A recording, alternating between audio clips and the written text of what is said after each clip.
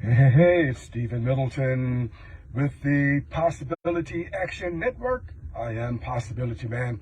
I made a post on the 4th of July on Monday, and I have been getting some questions about my reflections, and I decided that I would make this postscript to that post. Now I'm traveling, so I'm in my vehicle, and I'm in a safe place. I've stopped here. I started to wait back until I get back to my studio, but I decided that I would just reply to some of those questions that I received. People generally were concerned about me making American history more sanitized than they feel that it was, and in some cases that it is. Now, I don't believe that I sanitized U.S. history. Then people begin to ask, well, what about this? What about that? What about? So let me get to my response. The first thing that I want to note is that the constitutional system of the United States came out of wisdom. There are few countries in the planet with a constitutional system like ours, which allowed us to create the type of country that we have today. If you ask anyone who is informed in this subject about the most diverse nation on the planet, many of them would probably say that is the United States of America, in spite of its history. Now, but it's true that when the Constitution was drafted and when it went into effect in 1789, everyone did not see the wisdom of this system.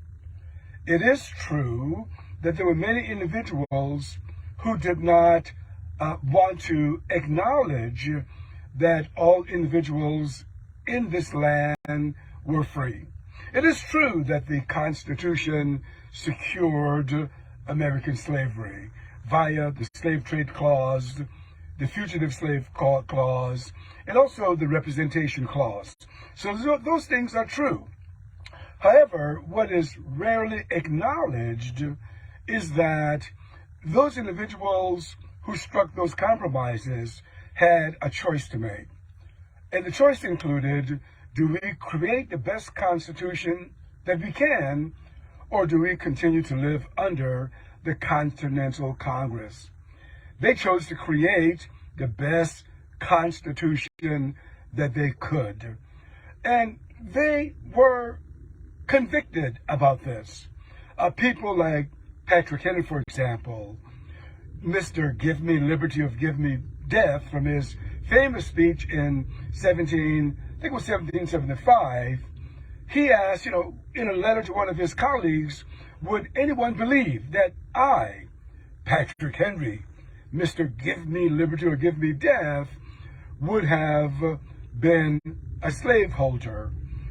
He acknowledged that it was wrong, and that the best he felt that he could do was to give to posterity this opportunity to end it when they could. He didn't believe that they could end it in 1775 or even in the late 1700s. But once the Constitution went into effect, it had immediate effect. In fact, even before that, as early as 1787, when the Continental Congress was still in power, they began to draft laws to limit the expansion of American slavery. For example, the Northwest Ordinance of 1787 provided that there would not be any American slavery in the Northwest Territory. Now, the future states of Ohio, Indiana, Illinois, Michigan, and Wisconsin all belong to the Northwest Territory, and not one of those states became slaveholding states. So as you see then, the Declaration of Independence, the movement toward freedom, had an immediate effect, and those states were beneficiaries of that. Now, my former colleagues who are historians would say, well, slavery continued in some of these areas. Well, in a limited form, that's true, but there will always be individuals who break the law, and some individuals did break the law, but when it was possible, those states made that situation right.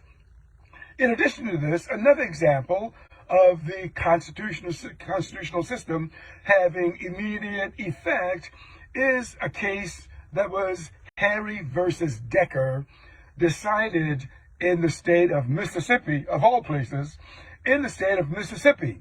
I think the date was around 1817, 1818, where the Mississippi State Supreme Court said that freedom was a natural right. Now, here is what brought this case about. Harry had been held in slavery in Virginia, the Virginia territory where slavery was legal, and then the person who claimed him took him to the Indiana territory after the Ordinance of 1787 had been passed. And then this person, the owner, carried Harry and some others into the state of Mississippi once Mississippi had become a state.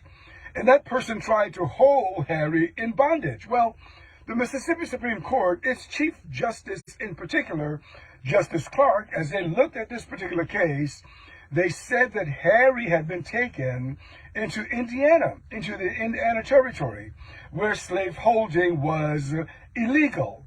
And because he was in that territory, that he had become emancipated, and once a person was emancipated, they could not be placed in slavery again. So here again I say that the Constitution had an immediate effect. Well, when you look at something like this, subjects like this, or any other subject, when you look at our individual lives, one has to always acknowledge that life is unfolding. Freedom was unfolding for the framers of the Constitution. Freedom was unfolding for people who lived in this country.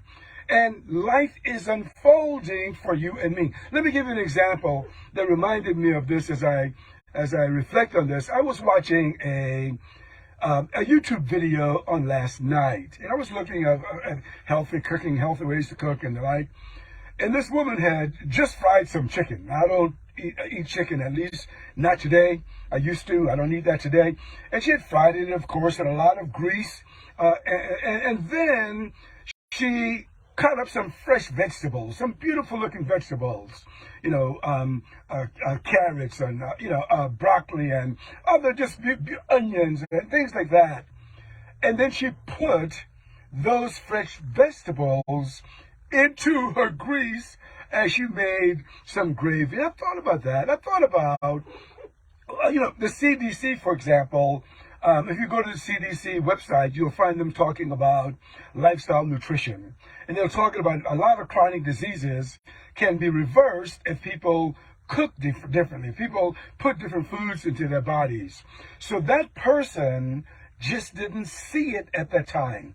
She didn't see it when she made that video. Life is unfolding for her. And she took healthy vegetables and put it in a pan of grease. Now, I mention this only to say that the same applies to the unfolding of the American Constitution from 1787 when it was written, 1789 when it went into effect. Freedom was unfolding. And the same is happening, at least in my life. I can't see what I can't see. And probably in your life, you cannot see what you cannot see. Well, those are my responses to the questions that I got regarding my 4th of July post. And I wanted to add this postscript. Okay, until next time, good day.